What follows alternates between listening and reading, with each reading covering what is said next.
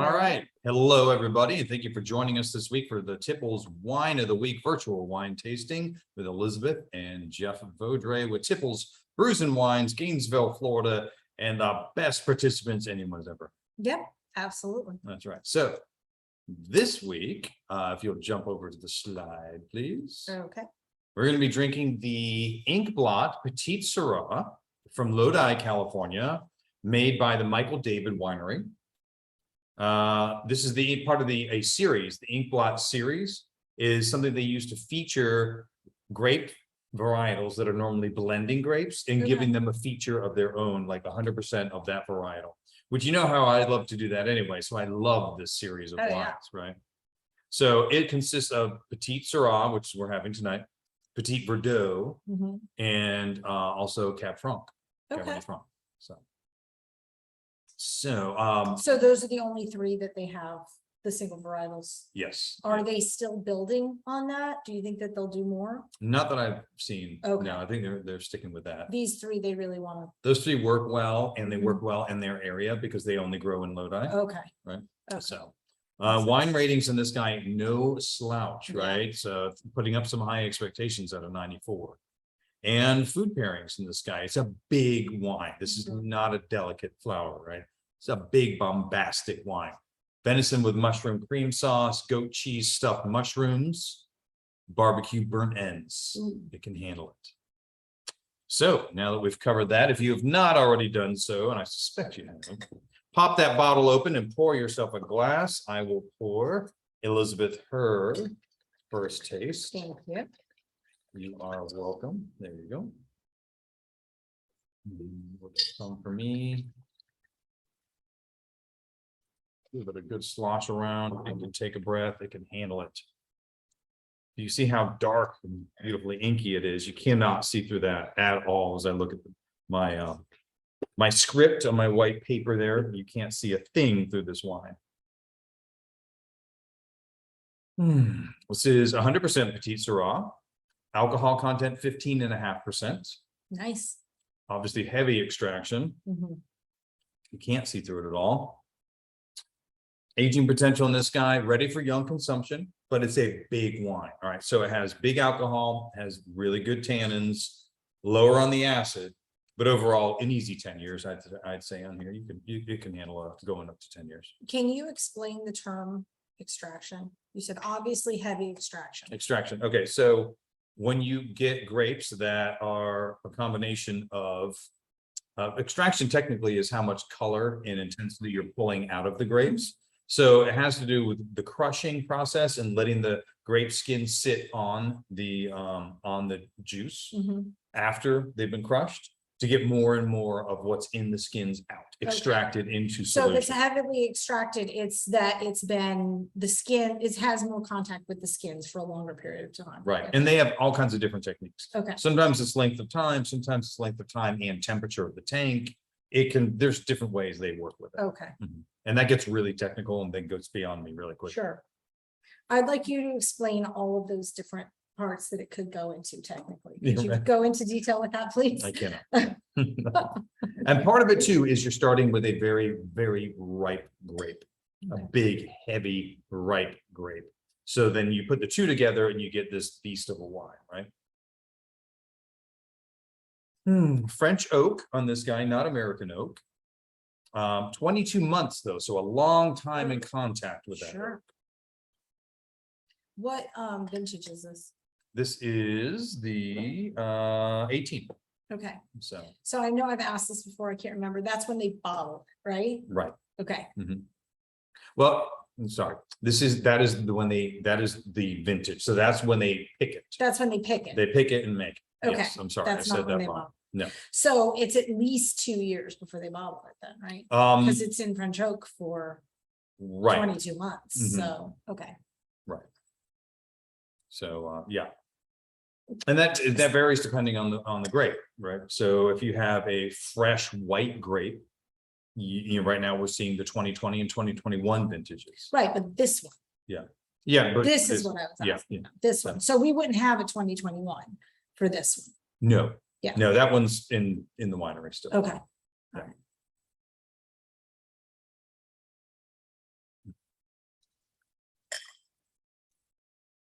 Oh, that's a big beast. Mhm. All right. Wow. Oh, you can feel the tannins The for sure. tannin, so like I said, Mhm. high alcohol, high tannin will definitely lend aid to aging, even though it's really made, made to drink it right away, but this can hang around a little while. That'll be fine. A little while, 10 years? 10 years. Mhm. Okay. All right, cool. With the lower acidity in here, I wouldn't go beyond that. Okay. Mhm. And really, you could almost say because of that lower acidity, 5 to 7, it's really, you don't have to be in a rush to drink it, but it's not made for aging. Okay, what happened? Like, what does it start tasting like if it's beyond? It'll kind of What flatten usually- out. You'll get more of just dried fruit with no pep. Okay, Yeah. you don't get the tannic bite at all? The then? tannins will tame down Okay. and the fruit will kind of lose a vibrance to it. Okay.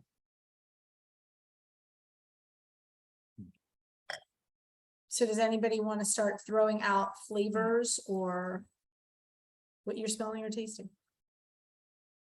You can feel free to take the mic or take the chat or not. So with the French oak, Mhm. not as much giant vanilla. I'm getting more spicy, but because the fruit is so dark and brambly, like blackberries and blueberries, Sure. you almost get a maple quality on the nose.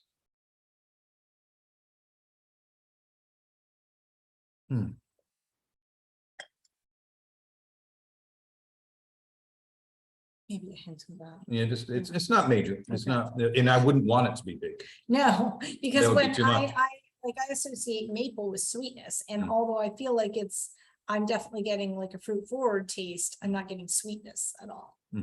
Right. Well, and then on the taste, right? Mhm. You got like red plum, once again, blackberry, blueberry, but I like the nice baking spice and pepper Yeah. notes. And then as I kind of let it out, you get a dark chocolate and a little bit of molasses on the final finish. I'm gonna try that. Maybe. Yeah, like really think about that. Chew the wine for a second, exhale, and you get this quality to it. I feel like the pepperiness hangs out so much with this one. And I think that's important for the wine Okay. because we're talking about a very fruit forward wine, right? Yeah, yeah. But it's not all that's going on. Mhm. But if it didn't dry out nicely with big tannin and some nice spice, then it would just be a fruit forward. It would be a fruit bomb. Okay, And Lodi can be known for producing some fruit bombs. okay. Why? Because it's so warm. Okay. It's incredibly warm. You get very ripe grapes there. So does it produce on average like a higher ABV there then? Okay. All It right. does. And because of that, you can get people, if they're not really working to balance things out, Mhm. you can get some very, in my opinion, overly ripe wines Okay, that are just big. It's just big fruit with no other quality to it. Then sweet? it has a sweet note. Okay. So technically not sweet because that's a measurement of how much residual sugar there is, Mhm. but the effect is sweet. Okay, I mean, I've had some from Lodi that literally the effect is like a cherry toffee. oh, okay, And it was just more than I wanted sure. because it didn't have any balance on there. This guy is big. It's huge, right? So yeah, we are talking big fruit, but there's big spice, big tannin. It's just big all around. That's exactly what Chris said in the chat box. Mm. Big exclamation point. Right. Love it. Get a little cherry before the tannins take over.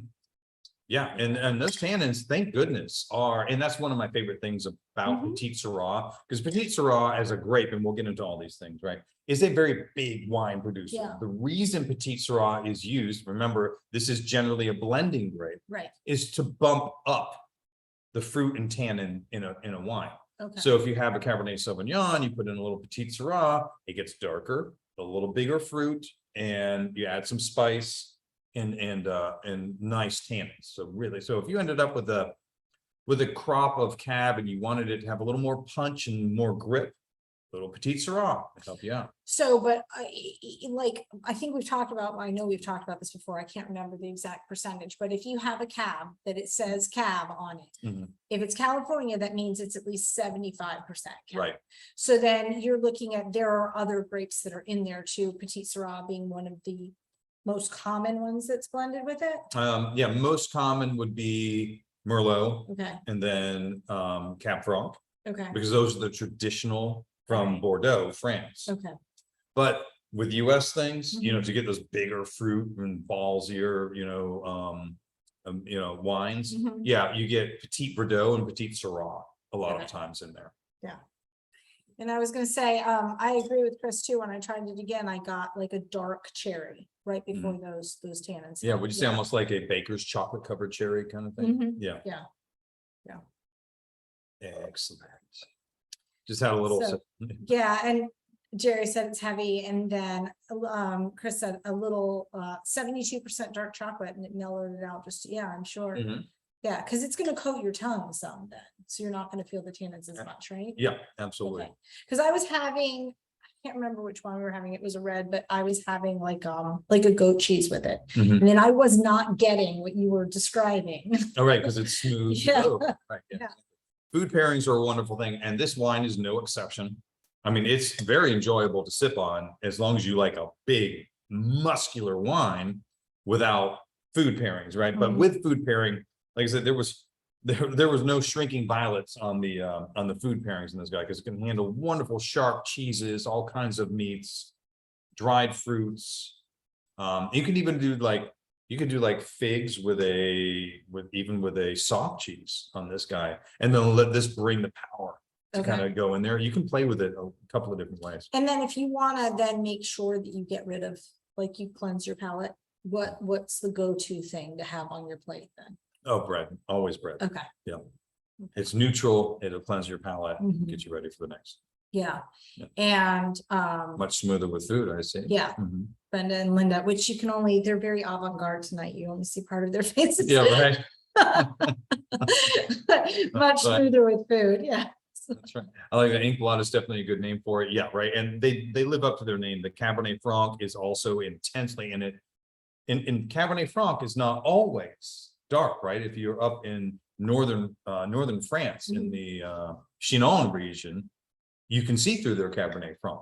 But obviously it has the ability to be a big muscular wine because they make one, and it is every bit as dark as this. So you can see through it and it is lighter. So the reason I'm asking this is I know that we've had some Italian wines, you can see through and yet like it's a big, or is it the other way around? I can't remember. No, I you're know right. the Italian, okay, No, there are some Italians you can see through, but have huge tannins. right, okay. So it's not always indicative, with the amount of color created in that skin doesn't always line up with how much tannin it's creating. Okay. Mhm. But that's usually an Italian thing, right? Where it doesn't line up. Yeah, it's usually an Italian thing. Okay. Mhm. So, all right, well, let's Label. dig into the label. So, like we always say, this is us. We're in a wine store. You're not in Tipples because nobody's helping you out. You're just doing your best, taking a look around, right? So we see that this is a Michael David product in the upper left-hand corner. It's called Inkblot. They have Inkblot on the label, very attractive label. Yeah, I would say I would be attracted to looking at this just because the label's so unusual. You see the ABVs right on the front. That's a big ABV. If you're into it for that reason, you're going to be attracted, right? Lodi, so it tells you right where it's from. Lodi, California. Now it doesn't have California on there, but that's all right. The vintage and Petite Sirah. So you see right here, all right, this guy is 100%. Well, it doesn't necessarily mean 100%, but it's a Petite Sirah wine. Now, obviously, like we talked about, this is generally a blending grape. A lot of people won't be familiar with Petite Sirah, but there's really nothing the winemaker can do about that level of knowledge on the bottle. Right. So that gives you a lot of information. It's a single source as far as regionally. It's not just California at large. Right. So that would make me say, okay, all right, so this is going to be representing a specific area, right? Get on to the back. They have they have the whole story about the varietals less recognized, the Inkblot series. So Mediterranean-like climate, so dry, very warm, It tells lots you of it's sun. warming then, Yeah, or warmer. Mhm. right. Bold tannins, they kind of tell you ahead of time, all right, once again, I know that's not a terminology every wine drinker understands, but it's, pretty soon into drinking wine, most people are gonna know, so it can tell you what to expect. Vinted and bottled, so they do make this wine. Vinted and bottled, so it doesn't say estate on there, so this is not estate fruit, this is purchased fruit from around the Lodi region, but you do see they're making it themselves. And so, which I always like to see that Right. they're the ones definitely making this wine. They're not just buying juice and Mhm. putting their name on it, right? Which, once again, not always a bad thing, but it's just something that generally would make me feel more favorable. Right, about the if you're wine. going into it blind and Mhm. you don't have someone to advise you, then you would look for, that would make you be more likely to then take this bottle home with you. Right. So between seeing that this is made by these people, they proudly put their name on it. It's from a single region and the awesome labeling and that kind of a thing. I'd feel very good. Everything I'm seeing on here would make me think, all right, I'm going to give this guy a shot, right? So I think it answers more questions than it leaves. So I say, good for you guys. Oops, that's gonna make It'll make the camera. it'll make the shake. camera shake when I put it on there. So sorry about that. Anyway, so there's the label. Next, please. Okay. The Petite Sirah grape. All right, so. Let's see what was I gonna say. Oh, grippy Kansas. My notes on there, I was looking at I kind of covered it already when we were tasting it. Uh-huh. But one of my notes were, thank God for the huge tannins, because there's so much fruit on this Yes. grape, you've got to have something to balance them out. So the Petite Sirah grape originated in France, basically southeastern France, the Rhone Valley. It's a crossbreed of Syrah and Pelorsin. Never heard of A that. rare French grape from the Alpine region. So as you go further east in France, you get to the mountain range, the Alps and such. So that's where the cross. You comes still from. grow that? I haven't seen it anywhere. Okay, Yeah, I All right. mean, I'm assuming someone has it somewhere, but it hasn't been in anything that. but comes they're through. not having to keep crossing it, and they're not having to go back. The Petite Sirah grape can hold its own. Oh, right, It's not yeah, having very to go much so. Yeah. Yeah, that's right. So, and it's called Durif in France. So Petite Sirah, even though you're like, this is Petite Sirah and Syrah, those are French words, but anyway, it's also called Durif. So they call it two different things in the same country. That's Thank odd you for because not being confused. they clearly named it Petite Sirah. Those, like you Right. said, those are French words. Yeah. And then they were like, Nah, that's Durif. we don't like the rest of the world very much. We're gonna mess with them a little bit. Yeah, I'm assuming Durif may have been the first name and then became Petite Sirah. It's a very thick-skinned, small-berried grape. So the small, petite, in the name has nothing to do with what you experience in the glass. It's a reference to the size of the berries. And so when you're dealing with smaller berries, thick skins, you have a much greater proportion of skin effect to juice. So you get this big, dark, tannic, wonderful beast of a wine. And that is kind of why I like the Petite Sirah so much. I am a fan. Is that your favorite red? It is one of my favorite reds. Definitely one of my favorite reds. High sugar content, so they tend to have higher alcohol levels. As well. Next one, please. All right, so some of the flavor profiles, right? So we're talking about on here, sugar plums, so plums, blueberries, I'd say blackberries as well. Dark chocolate, we talked about pepper, we talked about black tea. I like that call. When you have kind of the finish, and you have that tannin drying everything up. Could I say black tea in there in mid palate going on? Absolutely. I didn't mention it before, but that makes sense to me.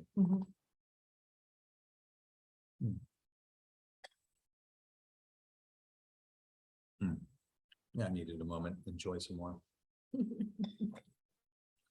Dry, is it dry? Yeah, it is dry, but boldly fruity, so they don't have it all the way at the bottom of the scale. Sure. Full bodied, off the scale. High tannin, off the scale. Medium acidity, that's about right. Medium to low acidity, or medium to medium low. I wouldn't say low acidity, because there is a redness to the plum, Sure. so that redness in the fruit is one of the things in big red wines Mhm. that I say, all right, there's some acid in here still.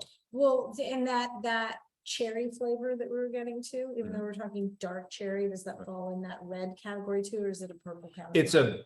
It's in between. Okay. It's a bridge category in my Okay. mind. Okay, Like, so the black fruits, Mhm. blueberries and ripe blackberries. All right, that is on the lower acid, even though blackberries can be acidic, but generally what we're talking about is the darker ones. But when you're talking about red cherries, you got a more acid Mhm. red, and a black cherry to me sits right in between. okay, Mhm. okay.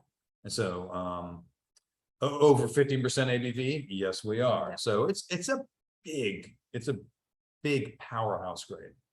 And I like a powerhouse grade. I mean, Mhm. I'm not gonna, I may drink a lot of wines and I can appreciate nuanced wines, but I like a powerhouse, right? Yeah. Kick me in the taste buds Yes. once in a while. Yeah. I think it's delicious. Absolutely.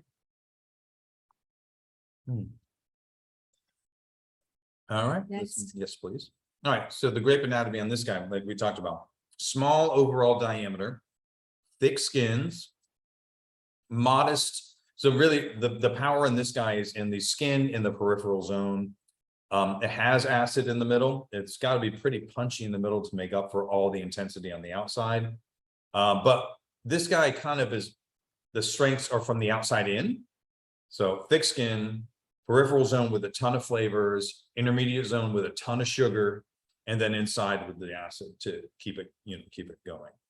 And because this is from several different locations throughout Lodi, I'm thinking what they're dealing with is some very ripe fruit blended with some less ripe fruit on purpose Okay, to why? get some acidity in there okay. and keep it fresh. Okay. Mhm.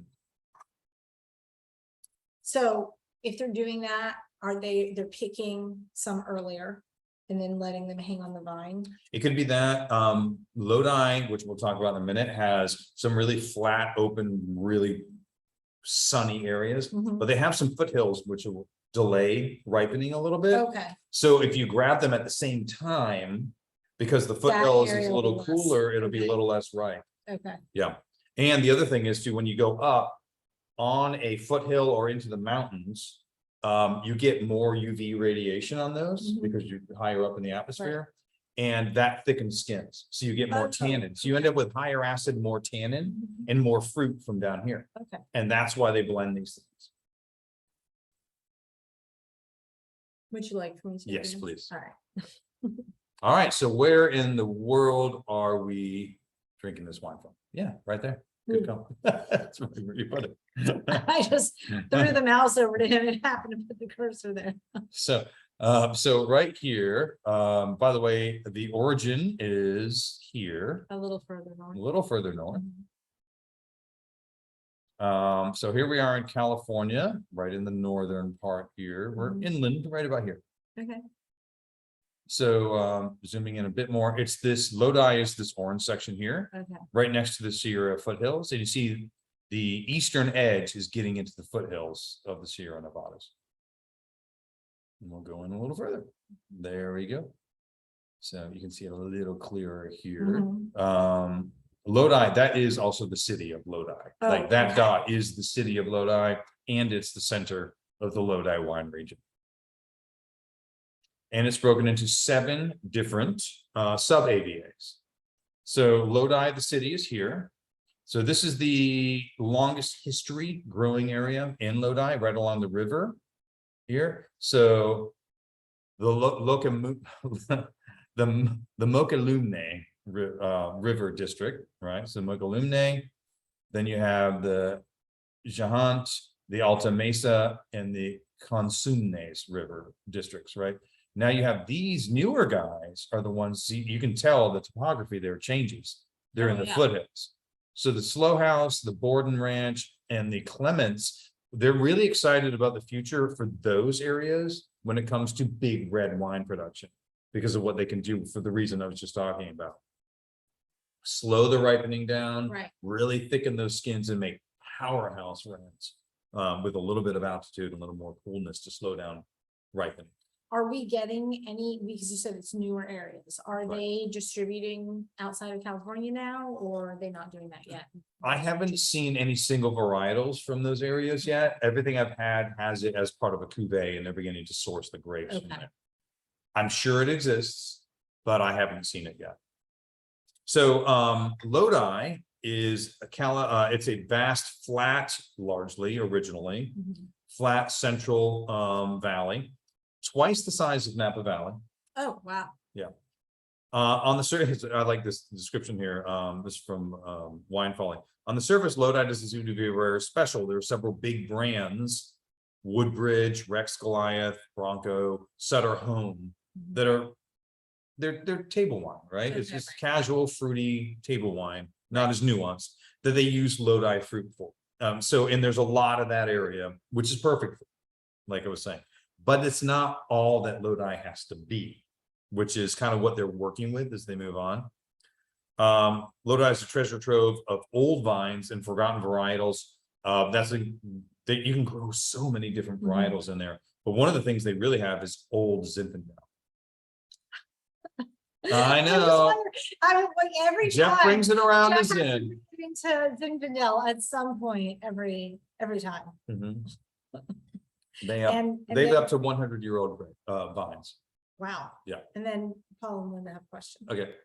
Yeah, ours is more of a logistical question about transportation of something like this. So Yeah, no, I was curious. So we talk about the origin and where the vine is now. So how does that happen? Like I'm just thinking of logistics. So number one, like do you take like certain routes from that region, and then there's also the transportation part, and then what level of assurance is there or none that it will take root and grow well, in that region? So it's kind of like, So Yeah. are you I don't talking Really? like, Oh, sorry. like from France to California or? Okay. Okay. right, exactly. So if we're talking about the origin to where it is now, so how does that happen over time? So Yeah. like I was telling Paul, it was like, how does that, I mean, if you think about the logistics, that's really difficult. And then trying to find, yeah, they're soil. not ordering seeds from France, right? Right. They're pulling no. that root. So trying to think about like soil that would be compatible and rich enough in nutrients that it would like take hold and do well. Oh no, there's a whole science behind this, and you're exactly right about that. Which is, I mean, these people intensely study the minerality, how well the soil drains. They're mimicking certain styles on purpose and looking for those areas. And so there's a whole science behind it, and it's farm sciences in the end. And then they get when they want to bring something over, they will take a cutting, they get it to root, they graft it onto rootstock that is protecting it from phylloxera, because phylloxera is here.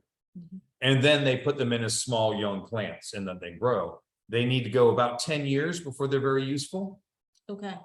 So, but I'm assuming, so they're not only checking out the soil, what minerality is in it, how it drains, but also I'm looking at weather patterns Right. and, climate and climate including humidity levels. Sure, and, absolutely. Yeah, and looking at the altitude and everything, there's a lot that's going There's a into lot. them Because- deciding to. Yeah, you're right, exactly. Because part of it is, will the plant grow and thrive?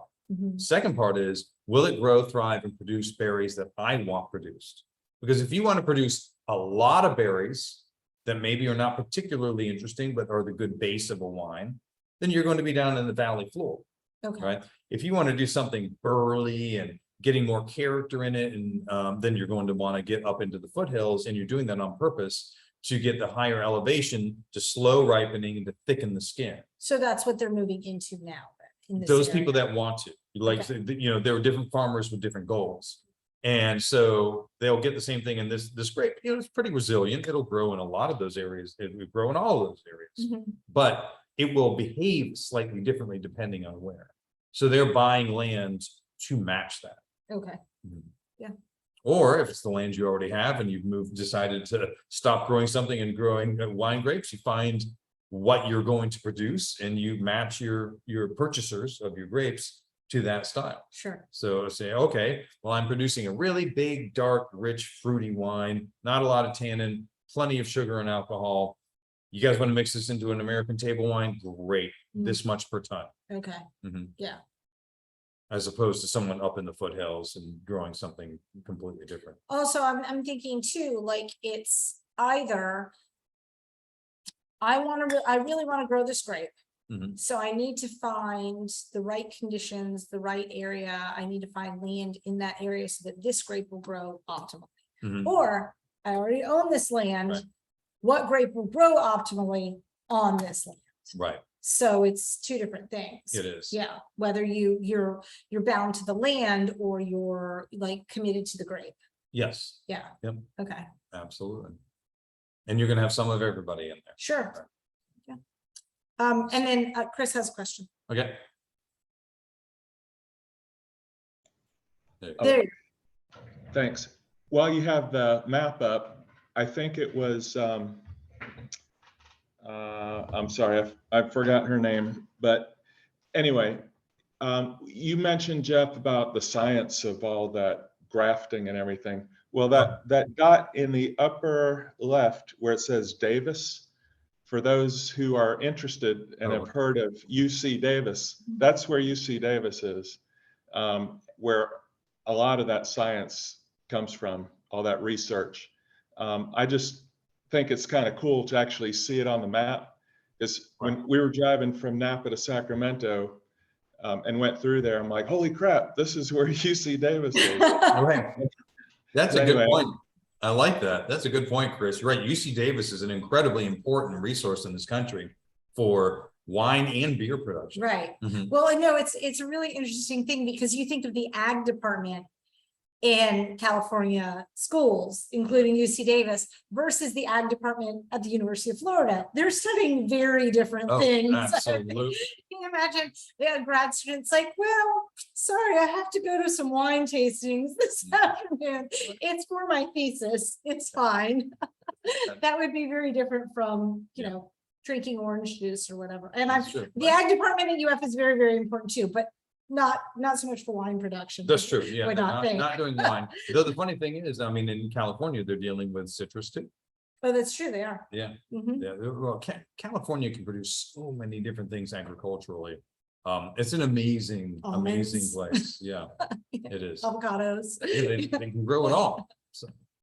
So few bugs, so low humidity. No, I want was- to go. I was just thinking what an advantage it is to, well, first of all, to have that campus right there where they can just Yeah. hop over. And especially when we looked at the other map too, Mhm. that there are, you know, wine areas all over that area. Oh, right. Well, you see Davis is there. I mean, just to the, to the west, you're talking about San Francisco. So you get right into Napa and Sonoma Right. and the North Coast. Yeah. It's right in the middle of it all. Mhm. Yeah, that's an amazing mecca right there. You want to go back and change your major to ag and go out and be in California? Pretty much. Yeah. I'm on it. Yeah. I start with being an enophile and then go from there. There you go. All right, in enology class, winemaking. So, Mhm. all right, so to run through the sub-AVAs, those guys. Yeah, and then the treasure trove. So they were, one of the things that's going on in Lodi is they found all these old 100-year-old vines that they were tearing up. Because they don't produce as much at 100 years old as they do at 10 to 30. Mhm. And so they were tearing them out and replacing them. And there's a new movement to preserve those. And I think what a lot of people are doing is they're buying the grapes from that lot at a higher price and saying, don't, hey, Mr. Farmer, please, Miss Farmer, don't tear this out. Mhm. And I will buy these grapes. And so when you get into purchased grapes, that's something where they can't, Right. like they can't grab those vines and That's move where them. they are. That's where they are. Yeah. And so when I say, purchased grapes are not an automatic negative. They Right. in no way are. That's not an automatic negative. Sometimes you've got to get them where you can. Sure. So Well, especially those old vines. Mhm. Yeah. exactly. All right. Is this where you mentioned the old vines before, like a year ago? Yes. It was here. It was here. Yeah. I tried to get you that t-shirt for Christmas, but they were all sold out, so. Right, yeah, it was Save the Vines t-shirt, which was I awesome. think it was Save the Old, which I Well, really wanted to get for you. yeah, that makes total sense. I think I'll be on saving. All right. Ready? Yes, please. All right, so what do we grow here? Everything, as you can see here. I mean, there's obviously some bigger ones, but it goes on and on and on. So Zinfandel, huge from Lodi. Mhm. Chardonnay, Cab, you gotta love Cab, Cab Merlot, but Pinot Gris, Sauvignon Blanc. So Petite Sirah, the interesting thing is, do you see how that's kind of small there? Mhm.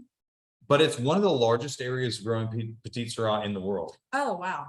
So that shows that how little Petite Sirah there is in the world, Mhm. because it takes so little to change a wine. If you're using it as a blending grape, you put in 5% Petite has a- Sirah, A big and it has a influence. big impact, so. But that's why I also love when I can find 100% varietals on this guy. So above the Carignan, is that a German wine, or is that a French wine? The The Viognier? Viognier, Oh, yeah, okay. that's 'cause a I was French. looking at, I Mhm. was pronouncing it differently and it sounded German. No, I totally get that. Mhm. Yeah, I do get that. But no, Viognier, that's a French one, a French I wine. recognize it now that you've said it. I don't think I've ever seen it written, so. Not much Pinot, which makes total sense because it's very warm there. Mm, So that's interesting. I'm thinking maybe on the foothills to the east. Okay. So So you think in those new areas that they're developing? that's all I can think of, unless they're just growing some really ripe Pinot. I mean, it's very dry, so they're not going to rot. Yeah, So, because that's one of the main issues. What's up, guys? All right, I see you guys are ready. they're doing their virtual hands and they're actually. I like it. Right. What caught my attention. It's because I pre-partied at Jeff's, or at Tipple's. But I was curious. So we're looking at the wheel, and I feel like I'm familiar with everything. But what is Colombard? Colombard, it's another grape that is generally a blending grape. It's not one, and that one's even harder to find examples of in order to taste, because it's almost hard to find examples of that have it in the blend. Is it a red or a white? It is a red. Mhm. Yeah. And how many others are there? No, I was just curious because we saw the wheel, and 47. I told Paul, I said, I have never heard of that, Yeah, so I was curious. Like, are there, so you say it's a blending grape, is there anything that it would be like? Colombard, I haven't had a lot of Colombard. It's like a That's- I single literally, to be yeah, able to like to be identify. able to say, oh, Colombard tastes like this. Like I've had it where Colombard is 3%, and I have not been able to Yeah. really have something that pulled it out so I could say this is what Colombard adds to it. It's so kind of rare that I just really can't even give you an opinion on identifying Colombard. It's just crazy because I feel like it's a higher percentage than Chenin Blanc, but I know what Chenin Blanc tastes like, Yeah. so, or Grenache, or, Right, Yeah. well, Chenin Blanc has an entire region in France dedicated to Chenin Blanc, and they have South Africa. So Chenin Blanc's gonna jump out more. It's just this area. This isn't a world thing. Yeah. This is just Lodi, and so just, Yeah, those don't, yeah. right, there's gotta be something that they're using that for, which constitutes that percentage, and Mhm. but I don't know what that one is. I honestly, I don't know enough to know what they're using the Colombard for to give you a strong opinion or a good answer on that guy. So, because you can see the Carignan, which I know what Carignan is like, Yeah, but yeah. So, all right, okay. next one. All right, Lodi Vineyards. So here we have some down on the valley floor. Actually, I kind of ran through everything early, but it's okay. We'll just take a look at a couple of them, right? And by the way, one of the things that they're known for is creating, because of the nice minerality in the area, they kind of have a nice aromatic, almost a floral lift Mhm. to their wines, even when they are very ripe. Okay, So, because of why? You said? the minerality in the area. Okay. Mhm. So I know that sometimes we get some that have like lavender influences and Mhm. stuff because they're lavender fields and you're there. Right, but then also that's partially too because of the minerality, giving it like this mineral Okay. thing going on. Mhm. Next. Yep. And there we have, so you can see the foothills coming up. And actually, this next one, I think is really cool. Oh, well, oh, the Lodi rules. Let's do that real quick. Okay. They have over 100 rules. Lodi has basically made a pact all along with each other to grow sustainably. And they have 100 rules, which I didn't see where it was listed. And they're like, I saw it listed, they're like, don't worry about all the rules, just understand we have 100 rules.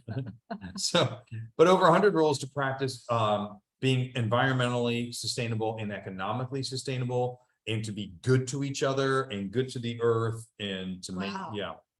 which I think is just kind of wonderful. And they're all in here. And even though, I mean, Michael David makes a lot of wine, right? I mean, they have their wines that are in grocery stores and that kind of a thing. They make a lot of wine, but they get all of it, and all of it is produced with this in mind. Did you So- read through all of this? Oh yeah, no, they're great. They've got a great tongue-in-cheek attitude. Yeah, we will neither confirm nor deny the existence of a Lodi Rules lower back tattoo on one of our winemakers. Right. That's fantastic. Yeah, these guys are great. They have a great attitude, a fun website. They have fun wines. Yeah. And they have the Petite. Remember that with the elephants and the circus thing? Oh, And yes, yeah, yeah. that's these guys. Okay. So, Yeah, we used to carry that. yeah, like And then it was everywhere. yeah, right, Right. exactly. Mhm. Because it was, once it's in Target, it's probably not in Tipples, but Right. and once again, not hating on it. It's actually a wine I like. Mhm. So when that, like, honestly, the Michael David wines, that's one of those when people say, well, all right, fine. I'm at the beach. All I have is access to is the grocery store. What do I pay? I'm like, look for Michael David. Mm. Their stuff's good. Yeah. So, all right, the next one, I think, is the one I was like, yeah, look at this. This is in Lodi. Sandy soils. Look at that 100-year-old Well, vine. it looks like a desert Right. with dead things on it is what it looks like. So when we're talking, all right, and which is incredible, right? Yeah. So when we're talking about, it looks like a desert, Mhm. big, intense, fruit forward wines. Does it remind anyone here we go, of a different region of the world that made very powerful fruit forward wines? It was in Europe. That looks very similar. Yeah, well, I missed a couple of weeks, but we do have a Let me chat. see. so Let me see if let's anyone has an idea of where I'm thinking. Greece. Greece, Greece a little more rocky than sandy, but good call. The dryness, I completely get. It was a good shot. Mhm.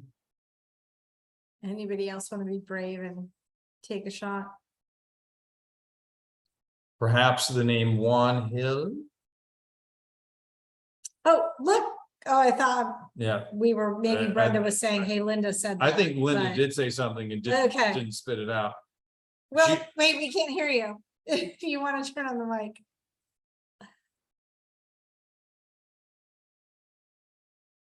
Do you know how to unmute? Oh, there. No, I was saying Spain. She said I was wrong.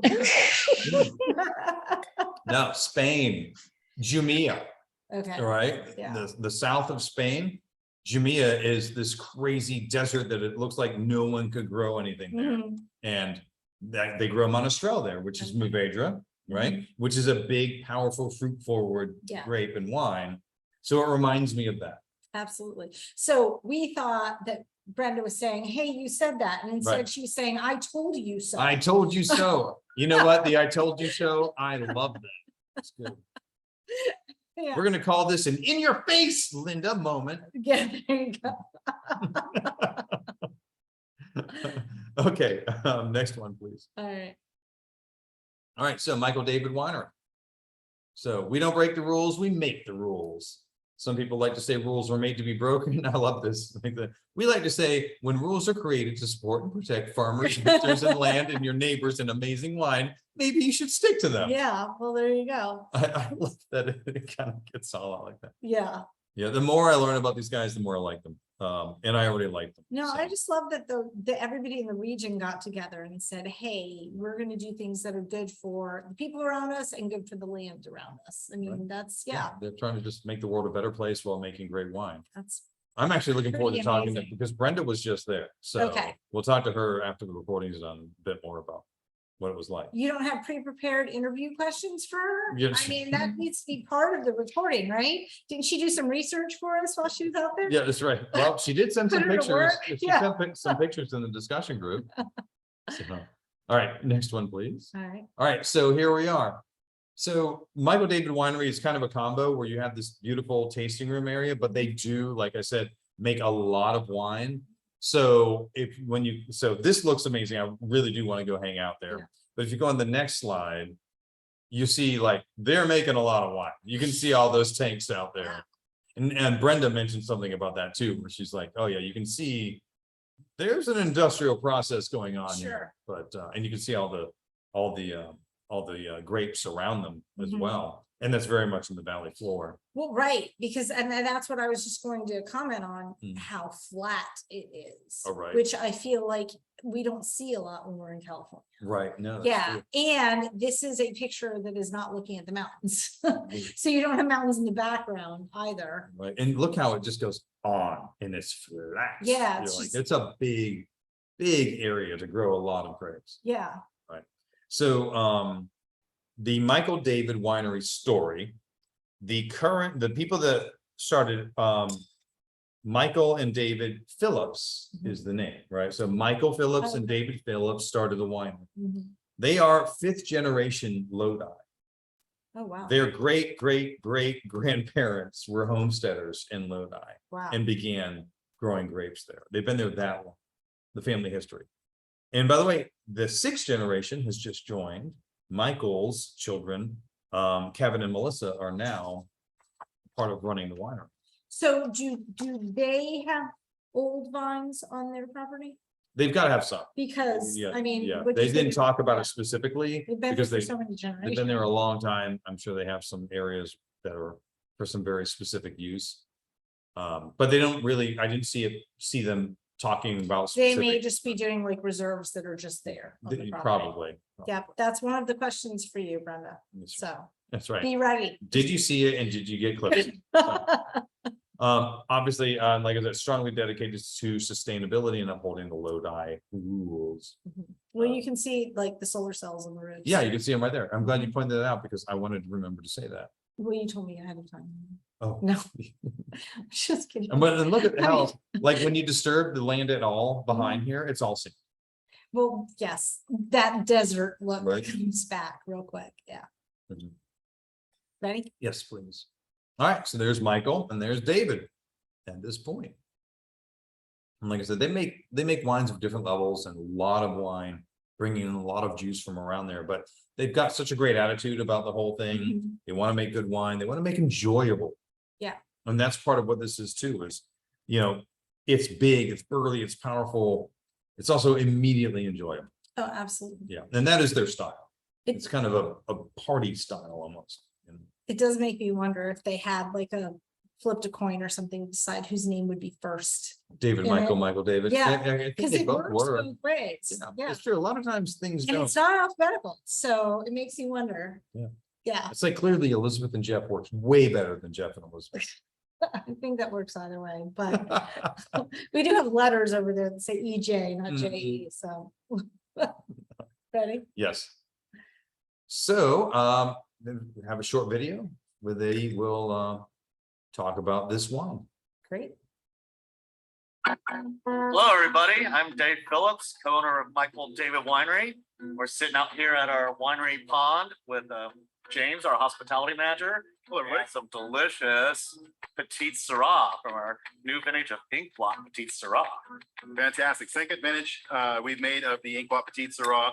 So it is a newer wine to the portfolio, but fantastic. Dark, inky, thick, juicy. Great for any of those rich meals, high in protein, high in fat. Gonna go great with those wines. The wine's not high in fat. No, true. They cut through the fat. Exactly. But Petite Sirah is a heritage grape for Lodi. My great grandparents planted this variety back during Prohibition. Perfect for our soils here, our climate. We get these dark wines out of it. And, we have more Old Vine Petite Sirah here in Lodi than any place else in the world. So they're one of our favorite grapes to play with. Absolutely. And completely delicious as well. Blackberry, blueberry, and even like a floral finish to it that's just gorgeous. Shall we? Yeah, we shall. Yeah.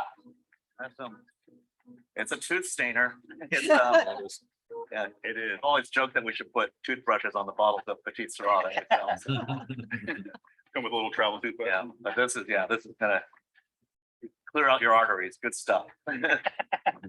Yeah, so come on down to the winery, grab a glass, grab a bottle. We think you'll love it. There we go. Oh, by the way, Was that the next one? yeah, that'll do. Okay, so you want me to stop the share? Yeah, please. Okay. Did you notice the glasses, the wine glasses that they were There it using? is, right? There are wine glasses available at your Tipples. Actually, that's funny that you mentioned it because when we first started selling these, I Right. felt like they were huge. And now I feel like our crystal looks so small compared to it Right. that, yeah. Yeah, these are the Riedel Extreme red wine glasses. I love them. They're Mm-hmm. Yeah. great. I mean, it's not really, hey, you know what? Shout out to Riedel making a beautiful wine glass. I mean, I'm not doing this as a Tipples thing. It's a great product. And I was happy to see it on them using it as well. No, it kind of reminds me of when we were talking about Cougar Town the other day, you know, like filling it up and you just fill it to the top and call it like Big Joe or something, Yeah, right. you know? Call it the Hefe. There you go. There we go. So All right. I liked that they were very down to earth Right? about, yeah. I find that a lot of times when you have the, especially I guess in California, when you have the vineyard owners on there, they do seem like just normal people. Time and again, that's what Yeah. I've seen is they're just like, oh, they're people. And they like making wine because they like wine and they're involved with earth and growing and doing it right. And yeah, just time and again, they seem to be really great people, the kind of people I want to hang out Yeah, no, absolutely. with. Mhm. All right, so All right.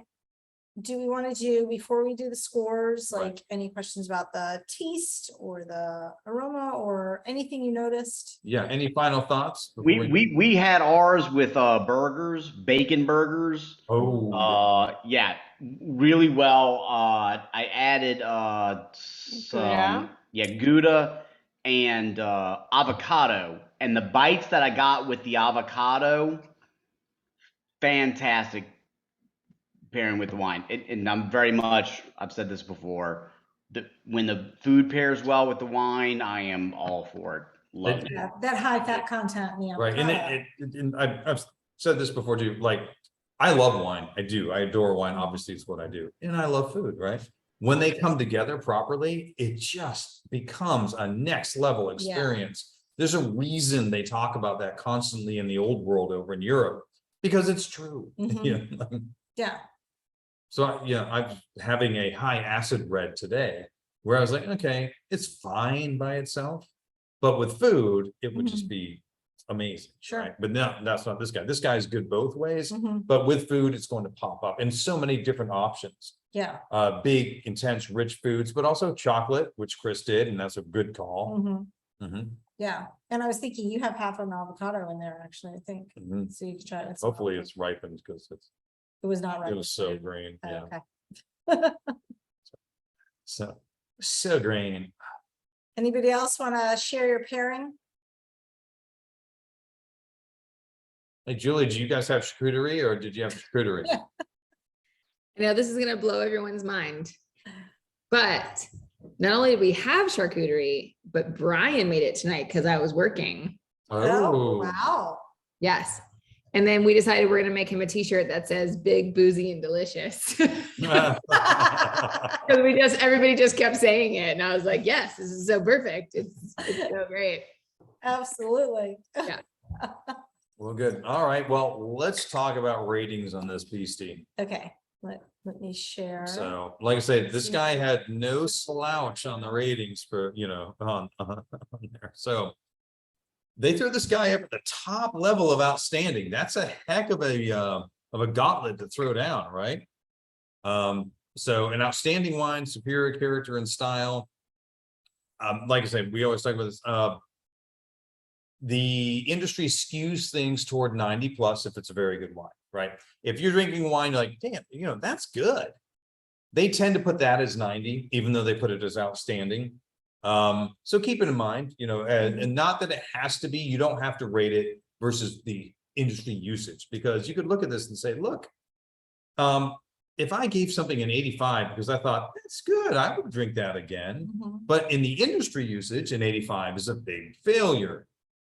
So it becomes kind of complex. Is it a big failure at 85? Because it's Yeah, still very it good. shouldn't be, You really but have to the hit that effect is 88 or above. right. You got to hit that 88 or above. Okay. Otherwise, people tend to shy away from it. They really should change their numbers then, and it very good should start at 88. Yeah. You know, instead of having the range being 85 to 89, honestly. Yeah, I just think it gets to be kind of wonky. I think part of why it's so skewed is that if you think you have a crap wine, you're not submitting it for judging. Well, that's a good point. So everything you're drinking, the winemaker thinks, I want this evaluated. And I'm willing to pay the money to have it evaluated because I think it's a good wine. No, I think So I think because they're always drinking good wine. at least pretty good wine. Yeah, Right, right. that I think that it kind of, it might skew all of that, because if you, you know, if you think your wine is not gonna be recommended, like $2 Chuck is not gonna be submitted Right.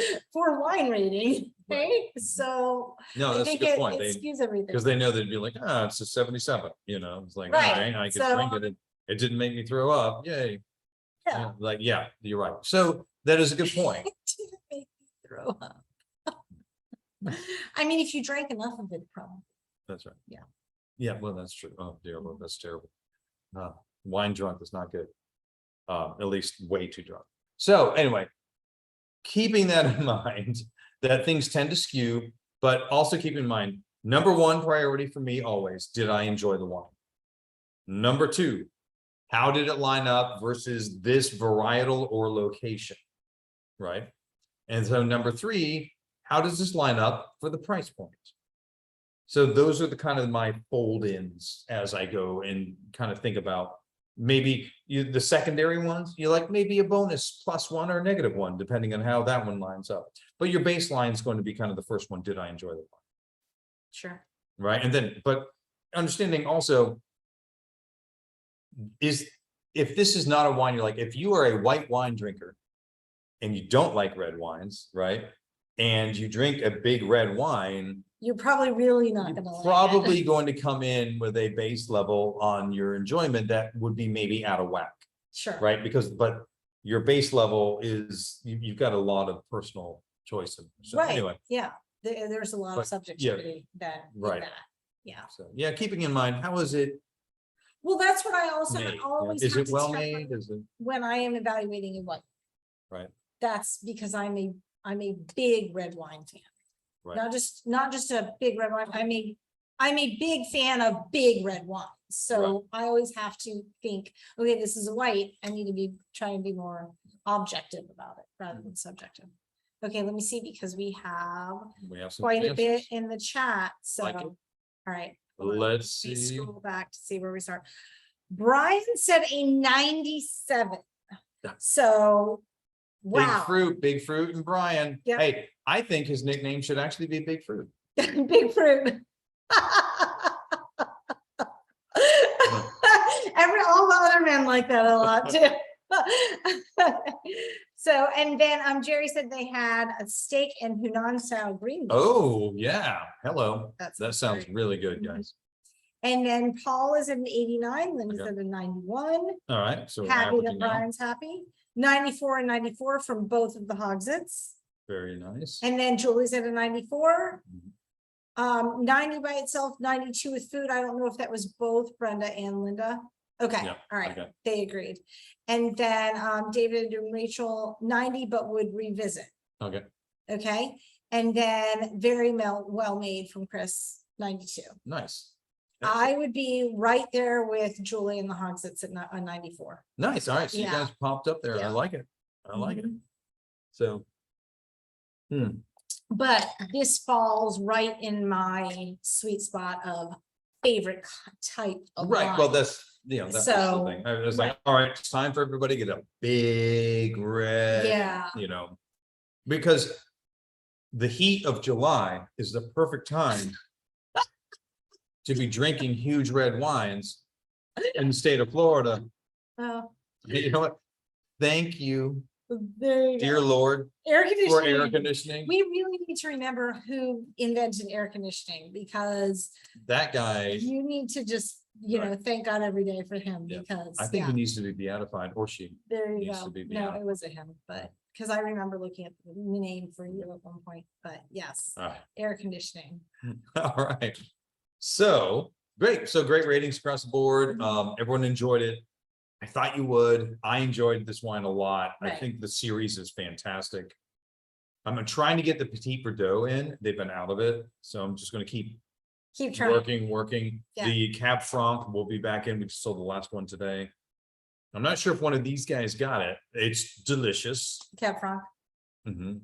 I would have So liked the to have whole tried series, that. yeah, the whole series is great. Well, you will. I'll bring some up. Okay, I mean, you know a guy. I do know a guy.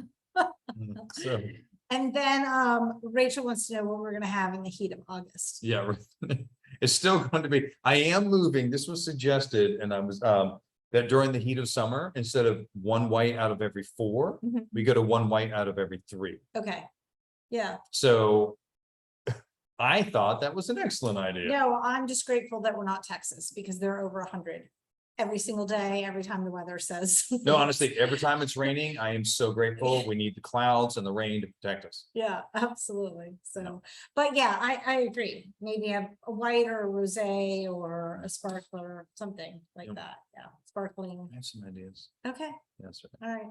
All right, so let's jump back to the slides. We'll finish up. Okay, well, Need to wait, Thank our sources. before we finish up, are there any other questions, comments about this wine? Well, I thought we did that after the sources, but that's fine. Either one. It's before I share again. Right. Nope. Everyone seems mellow and chill and happy with their wine. So It's 15.5%. There you go. there you go. All right, so thank you very much to winefolly.com, 750.com, Wikipedia, TripAdvisor, Facilities Development Company was a very specific, that was the picture of the facilities. Okay. They were the guys that did the work. Ah, And I should have put it on there, but I think it goes without saying Michael David Winery. right. So I was gonna say that video had to come from It- your winery. it did, it did, and several pictures came. Yeah, from it. and it's been a couple weeks since I've said this, so if you use Wikipedia, please throw them like $5 or something because they always need it, so. Oops. All right, Should next have week. revealed already. All right, the reveal, white wine. All right, but a really cool white wine that we've never had before. Okay, So the Michel Chapoutier Creux Hermitage Blanc, which makes me sound so fancy. Marsan is the grape variety. okay. All right. So Northern Rhone in France, this is where they grow Syrah for the red, Mhm. Marsan for the white. We've never had this varietal No. in before. Jeb done it 90 points. I'm really excited to share this with you guys. It's definitely going to be like every grape has their twist, right? And I'm kind of excited for you guys to taste this white and see what you think about for a summer wine. Yeah. It's really got its own character. Lobster bisque, pan-seared sea bass. I really want both together. Thank you. Steamed clams and mussels or shiitake nigiri sushi. That's the vegetarian option. Okay, So it can handle it, like you can handle a little robustness, okay. but it can also not stomp on your scallops. No, I'm very interested because this is completely new grape. Yeah. Yeah. Okay. But you've had it, right? Yeah. Okay. It's like, yes, I've had all of the grapes. Name a grape. I've had it. No, we named one. We named one earlier that I No. had very little of, not enough to really get an Just impression of blend what it. it does on its own. Okay. Yeah. All right. So that's it. Thank you, everybody. Join us next week and bring your seafood or light salad options. And a toast to the Inkblot series from Michael David. I think they make great wine. Absolutely. Cheers.